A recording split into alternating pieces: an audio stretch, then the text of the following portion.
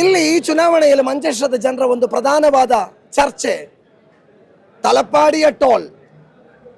ಅಲ್ಲಿ ಕೇರಳದ ಗಡಿಯವರಿಗೆ ಈಗಲೂ ಉಚಿತ ಅಂತ ಕೊಟ್ಟು ವಂಚನೆ ಮಾಡಿದ್ದಾರೆ.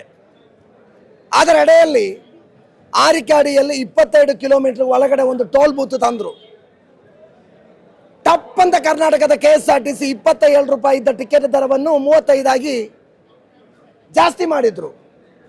ಪಾಪ ಶಾಲೆಗೆ ಹೋಗುವ ಮಕ್ಕಳು, ತರಕಾರಿ ತರಲಿಕ್ಕೆ ಹೋಗುವವರು, ಮಂಗಳೂರಿಂದ ಮೀನು ತರುವವರು, ಕೂಲಿ ಕಾರ್ಮಿಕರು ಕೂಗಿ BJP ಕಾರ್ಯಕರ್ತರು ಕೂಡ ನನ್ನಲ್ಲಿ ಹೇಳಿದ್ರು, ದಯಮಾಡಿ ಈ ಒಂದು ದುರಂತದಿಂದ ನಮ್ಮನ್ನು ಕಾಪಾಡಿ ಅಂತ.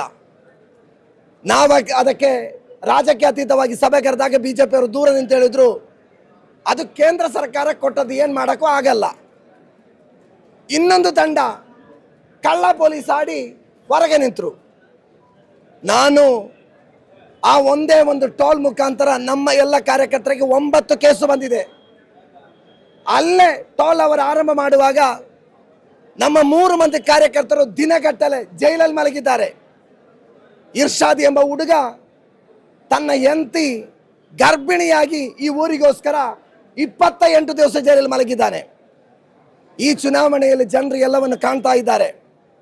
ಮಂಜೇಶ್ವರದ ಬಡವರನ್ನು ಶೋಷಣೆ ಮಾಡಲಿಕ್ಕೆ ತಂದಂಥ ಟೋಲ್ ಮುಚ್ಚಿದ UDFಗೆ ಓಟು ಕೊಡ್ಬೇಕಾ, ಟೋಲ್ ಸ್ಥಾಪನೆ ಮಾಡಿ ಈ ಜನರನ್ನು ತೊಂದರೆಗೊಳಪಡಿಸಿದ BJPಗೆ ಓಟು ಕೊಡ್ಬೇಕಾ ಎಂಬುದು 9ಕ್ಕೆ ಮಂಜೇಶ್ವರದ ಜನರು ನಿರ್ಧಾರ ಮಾಡ್ತಾರೆ.